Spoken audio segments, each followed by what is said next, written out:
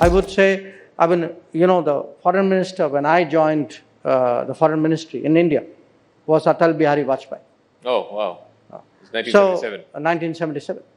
So, when you look at some of them, different people appeal to you in different ways. Atalji, for example, was always someone who was willing to in a way, break the mold. And you saw that finally when it came to the nuclear Yes. test. If you looked at the Gulf, where we have today almost 90 lakh people, my deputy Muralidharan and I were regularly going to Gulf during the COVID because we were carrying messages from PM to the Gulf regime saying, please take care of our people. And they did respond. They did take care of them. We may have, differences with the West on Ukraine. But the purpose of foreign policy is not to agree with other powers on the basis of their interest. The purpose of foreign policy is to defend your interest and advance it. So if I have a difference, I have a difference. So what would the opposition like me to do? To get along with people and increase my petrol purchase, price at which I buy fuel? So, let's get the parameter of judgment right.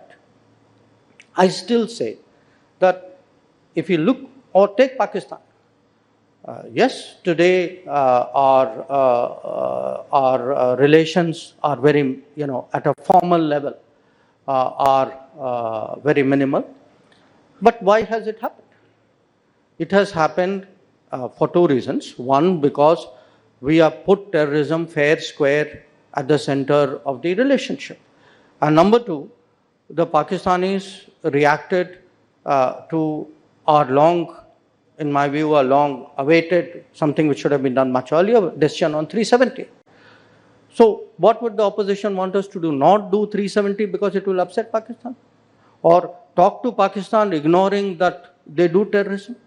Actually, that's what the opposition was doing. So if you ask me, look, foreign policy is not run as a global popularity exercise. It is run if you have an appeasement mentality at home, you will take it outside.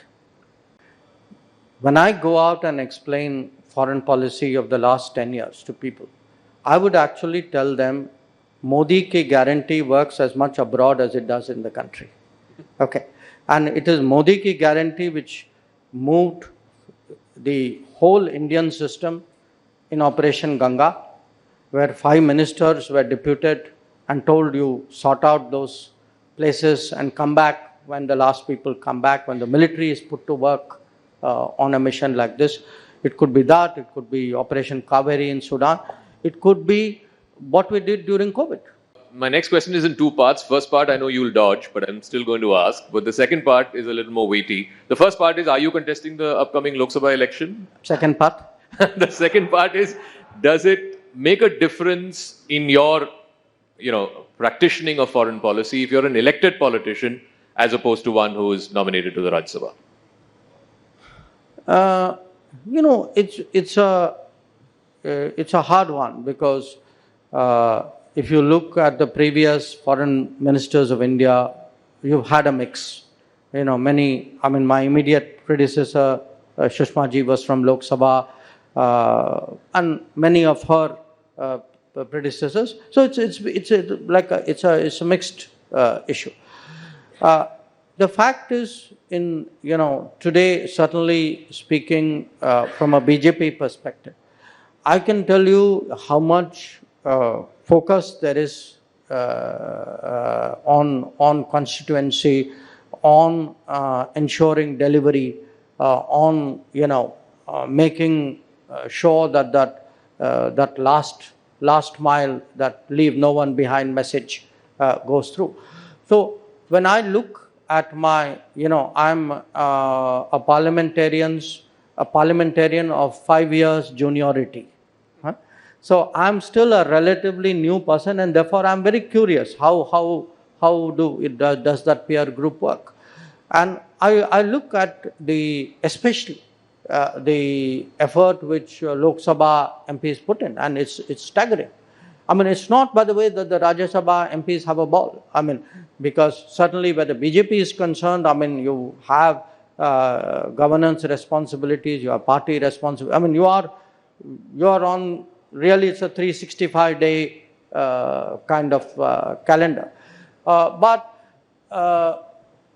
there's always that balancing your focus and attention with what are foreign policy issues, with other responsibilities that you may have. It may be Lok Sabha, it may be something else as well. You've had ministers who were not Lok Sabha members, but who, as foreign ministers, had many other responsibilities to do. So, you're not answering the first part. No. No. We ran G20 actually like an Andolan, like a Jan Bhagidari. So I mean, I've been doing G20 for 10 years now. This is the only G20 where you went to a place, you had a meeting, but there's a university running a event on a G20. There were a bunch of NGOs who were doing something on a G20. The population was out there displaying their culture. So it had a flair and a impact which was very, very different.